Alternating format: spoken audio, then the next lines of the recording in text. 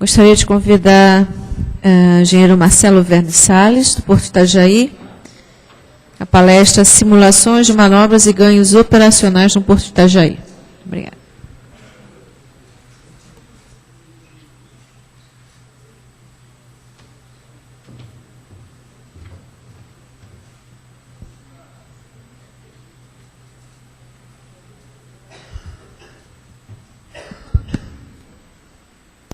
Bom dia a todos. Vou passar alguns estudos que nós realizamos no Porto Itajaí. Para tal, vamos lá. Opa, para cá. Ele está localizado no sul do Brasil e tem uma região geoeconômica que atinge São Paulo ao Rio Grande do Sul, mais de 600 quilômetros de interferência, mantém linhas regulares para o mundo inteiro. Tem uma área de seu porto organizado, 3,5 km de canal, e tem a sua bacia de evolução atual entre dois terminais, um terminal público e um terminal privado, tendo essa dimensão hoje em torno de 400 metros.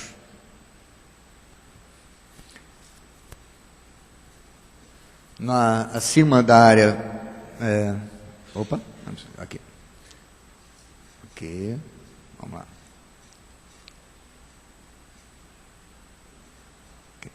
Acima da área do porto organizado, tem mais 11 quilômetros de hidrovia, onde estão localizados diversos outros terminais e estaleiros.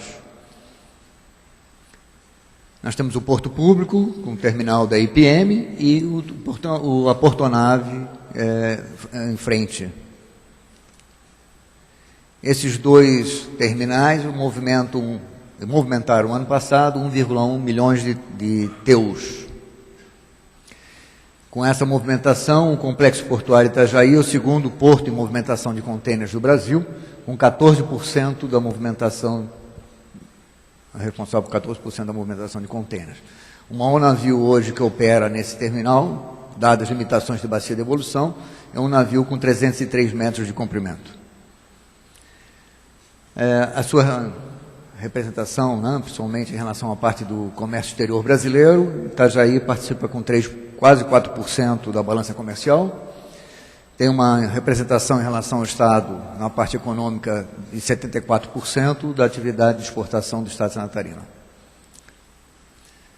Dada essa situação e dada a complexidade, como aqui já foi colocado, com o aumento dos navios que começarão a frequentar a costa brasileira a partir do ano que vem, navios de 335, que já estão frequentando, e os navios de 366, principalmente com bocas maiores, principalmente até de 51, exigiram que o porto tivesse investimentos não só em dragagem, mas também em adaptação das suas instalações. A não adaptação dessa nova bacia de evolução, em função dos movimentos que nós temos ali, somente de carga containerizada e da importância econômica para o Estado, impactaria em um prejuízo econômico de R$33 milhões ao mês para a atividade. Isso sem levar em consideração todos os outros serviços que estão atrelados a eles, como as áreas de armazenagem, estações aduaneiras, transportadores, despachantes e agências marítimas.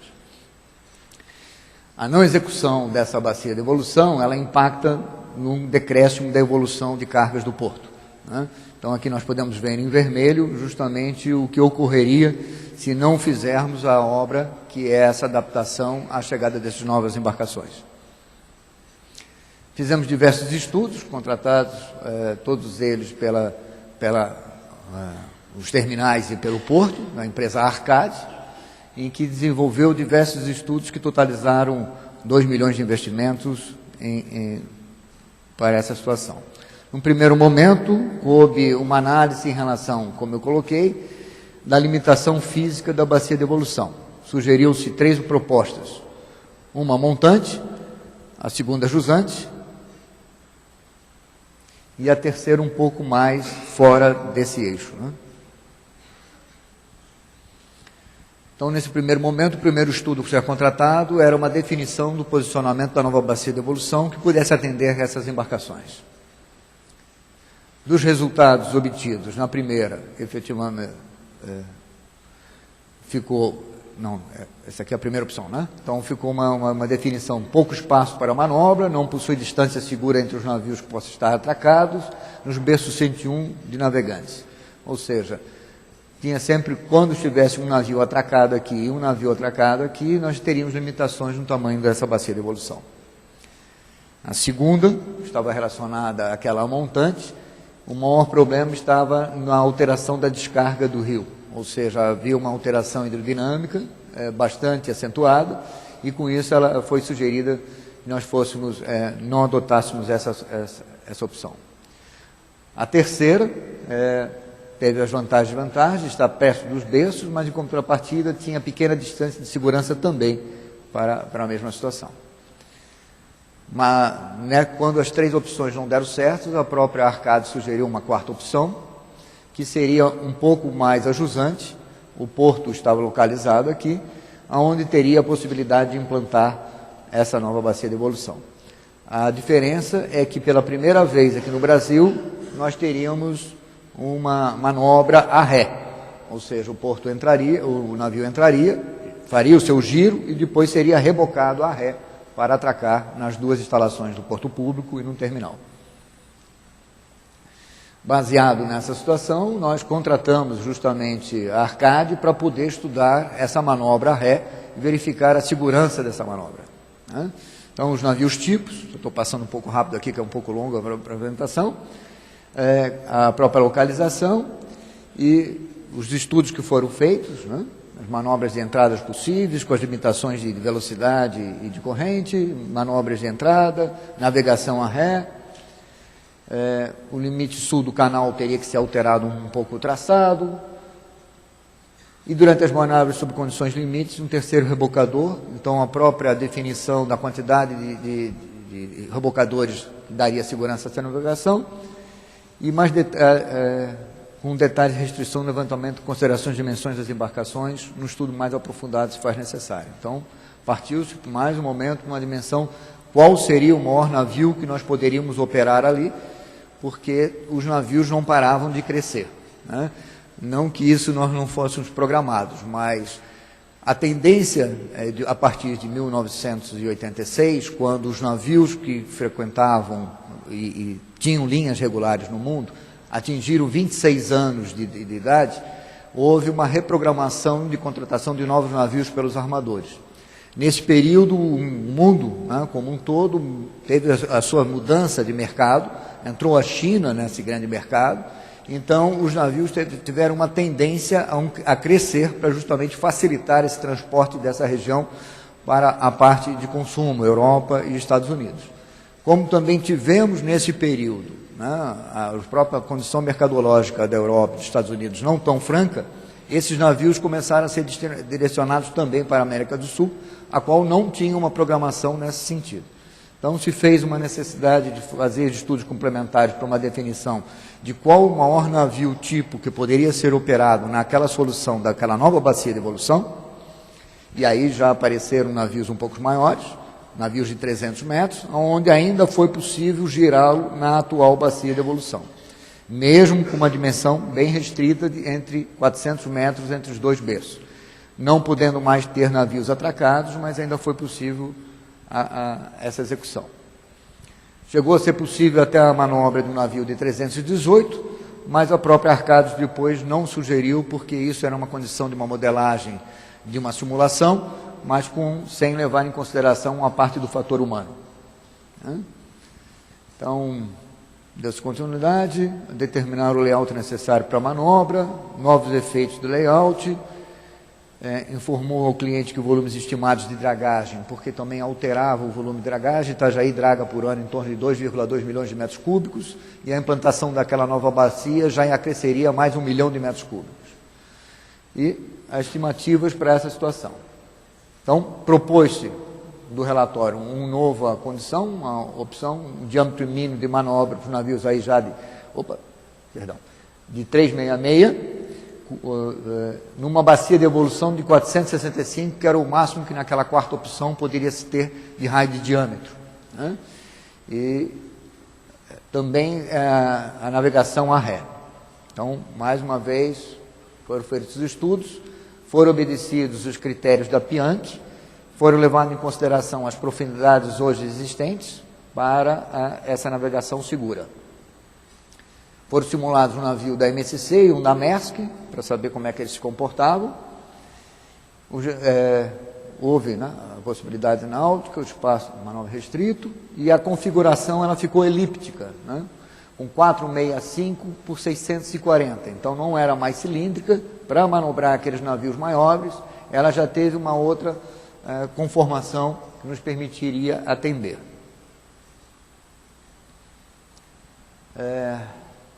O novo layout da bacia de demolição, efeitos de níveis de água e de velocidade de correntes, efeitos na cunha salina, efeitos de sedimentação e efeito de penetração de ondas. Ou seja, havia a necessidade de dar continuidade aos estudos em função das alterações hidrodinâmicas.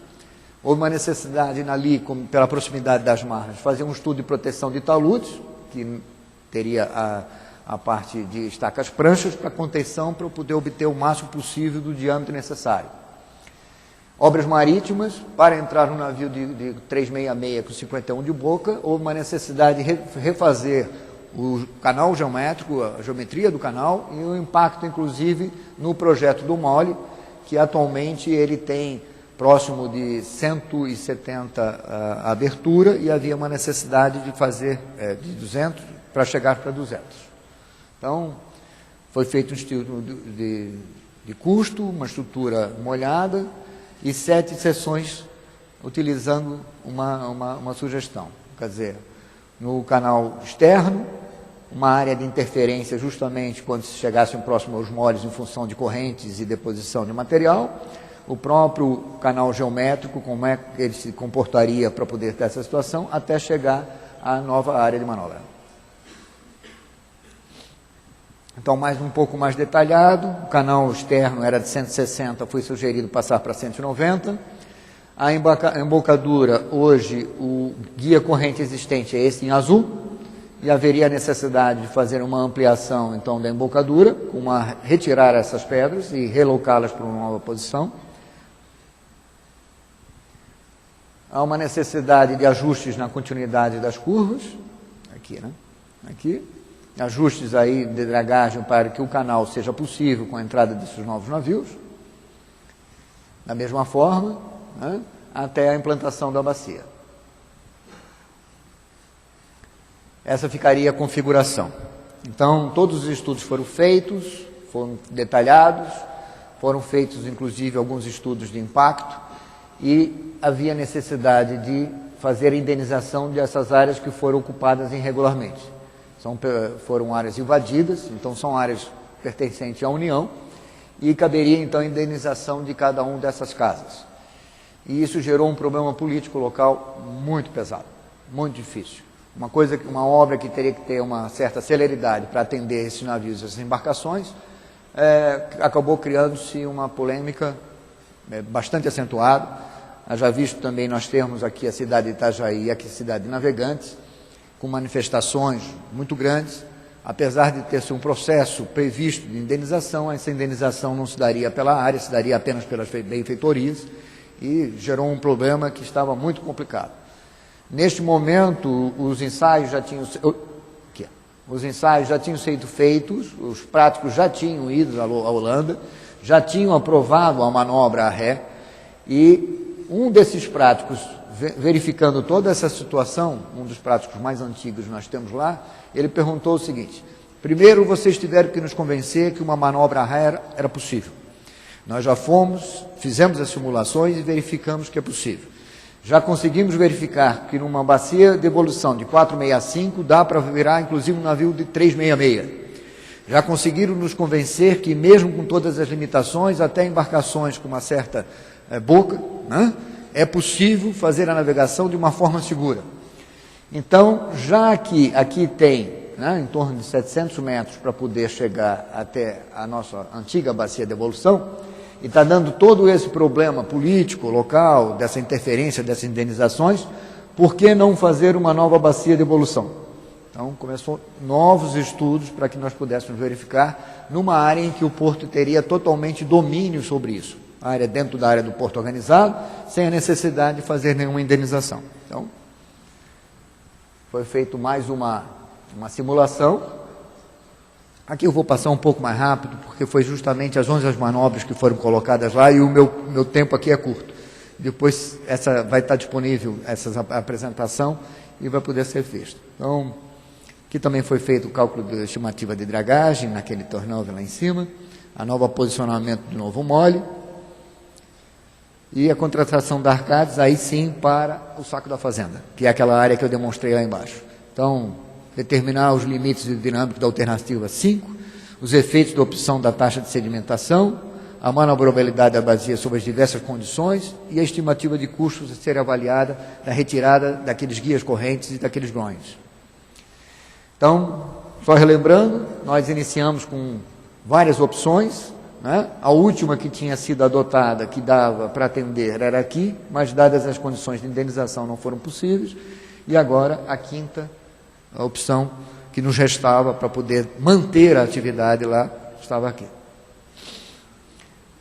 Houve alguns ensaios de algumas posições de desenhos, até durante o próprio EIA-RIMA, onde, com a retirada do groin, havia estudos de necessidade de implantação de novos outros, de maneira que a onda de cheia não tivesse nenhuma outra interferência nessa área, já que aqui, inclusive, é uma das áreas mais nobres que nós temos em Itajaí. Então, começou-se um estudo, onde a premissa já seria navios de 14 e 18 mil TEUs, que são os navios maiores que nós temos, navios de 366 e navios de 400 metros, hoje frequentando e circulando pelo mundo. Dos resultados obtidos por todas essas avaliações, de novo, inclusive com os práticos, fazendo manobra ré, inclusive aí já quase 1,7 km para chegar ao porto, né? Houve, sem impacto de desapropriação, área dedicada exclusivamente para manobra de navios e permitia embarcações até 400 metros de loa de comprimento, o que para nós era uma vantagem. A desvantagem, efetivamente, ficou essa navegação a ré, essa longa navegação a ré, que terá, efetivamente, restrições a nível de parâmetros de como realizá-la. Isso não é novo a nível de mundo, eu ainda vou aprender. Isso não é novo a nível de mundo, em Rotterdam já tem manobras a 2,6 quilômetros, Hamburgo 1.600, Southampton 2.000, inclusive com um giro de 90 graus, né? E em Tauro, na Itália, também 3.000 metros. Para nós, no Brasil, é uma novidade, mas no mundo como um todo, realmente não é. Essa ficou a configuração, então uma bacia de evolução já com 530 metros, haverá necessidade de retirar 6 guias correntes, a necessidade da relocação desse ponta desse mole, o mole norte, para aumentar a abertura deixando com 200 metros, todo o canal com 200, né? E que permite a circulação. Aqui dá para visualizar bem o canal antigo, a bacia de evolução, o canal como é que se comportava. Aqui a nova configuração, né, de como é que ficou. Verifica-se que, inclusive, nessa área interna, então, também houve bastante ajustes do próprio canal interno para que permitisse essa navegação a ré. O interessante, e que apareceu aí já com as simulações dos práticos, é que na antiga nova, não, vamos dizer a opção 4, que estaria estabelecida aqui, o navio teria que vir com muita velocidade para poder montar a curva, desacelerar, fazer a manobra e ser puxado a ré. Nessa nova situação, apesar de estar mais longo, ele vem com um determinado segmento, passa a barra, perde velocidade, gira e puxa para lá. Ficaram quase que 2 segmentos mais retilíneos, o que permitiu, apesar de estar mais longe, uma manobra com maior segurança. Aqui a modelagem da manobra, como é que ela se dá, né? E as recomendações do relatório final, aprovando a manobra, inclusive por parte da praticagem, onde recomendou que os navios sejam equipados sempre com baltrusta, que esses navios maiores ou são. Para uma referência de manobra de navegação, os rebocadores deverão estar sempre com cabo passado. Para otimizar a eficiência do rebocador nas manobras de frente e ré, a velocidade de trânsito do canal não deverá passar 2,5 nós. É indispensável o PPU. Para os navios de 366, recomenda-se um conjunto de rebocadores 2 de 50 e 2 de 70 toneladas de porte bruto, ou seja, 4 rebocadores. E para os de 400, 4 rebocadores de 70 toneladas porte bruto. Então, uma das situações que nos passavam a ser efetivamente impeditivo para que o porto efetivamente desse continuidade ao seu crescimento e à sua movimentação, foram superados justamente utilizando esse compartilhamento dos estudos de modelagem, simulação, né? A própria Univale, que há muitos anos sempre nos monitorou e acompanhou, então tínhamos sempre dados físicos e hidrológicos muito grandes, a Arcade, que efetivamente fez os estudos, e a empresa Hidrotopo, que depois transformou esses estudos em projetos que estão nos permitindo, a partir da semana que vem, contratar a primeira estágio, que era para os navios de 335, que estaria sendo compreendido a retirada do guia e os 6 guias correntes aqui e algumas interferências no próprio canal geométrico.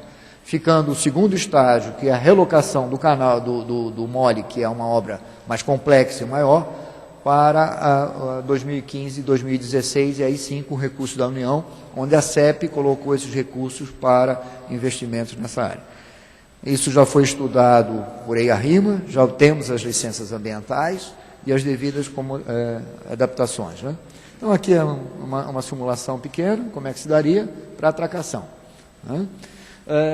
Eu tenho aqui o Mr. Iap, que foi o engenheiro, o consultor da Arcade que realizou.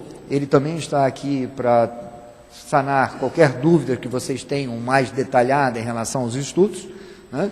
E ele trouxe, eu não sei se eu vou conseguir, um filminho que passa essa simulação. Vamos ver se eu consigo achar aqui.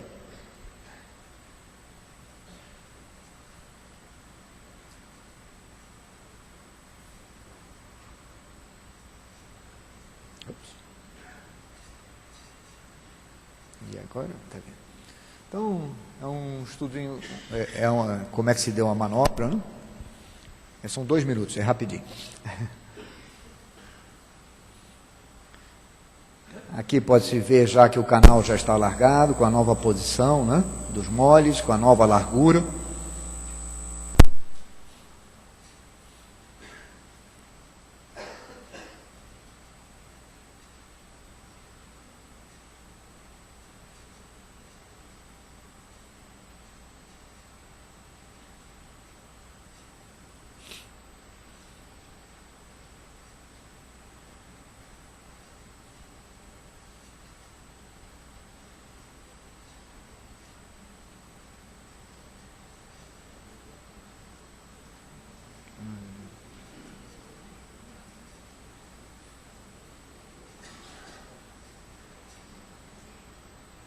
Volto a dizer que todas essas manobras já foram feitos o treinamento com todos os práticos de Itajaí. Então, houve uma aprovação de todos eles.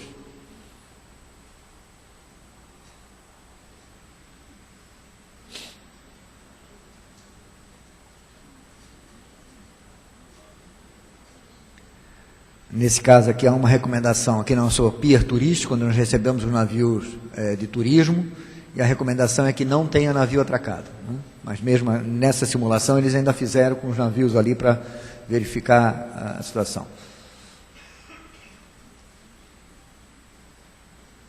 Claro que serão sempre manobras especiais, em condições, né, de segurança, mas não tira o Porto de Itajaí do mercado a qual ele está inserido. Okay.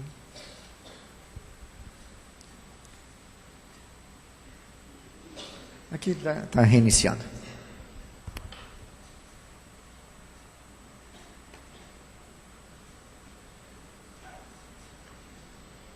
Suzana, era isso. Desculpa ter corrido, mas a apresentação era um pouco longa. Eu acho que, pelo menos os dados do que era mais importante, colocar da importância efetivamente dessa simbiose em que a gente possa ter cada vez mais, aproveitando esses estudos hidrodinâmicos, de modelagem, simulação, para otimizar a nossa atividade, é extremamente importante. Então, eu acho que essa é a melhor mensagem que a gente pode passar, como alguém que trabalha em Porto e que sabe que nós temos que achar as nossas soluções para dar continuidade à nossa atividade.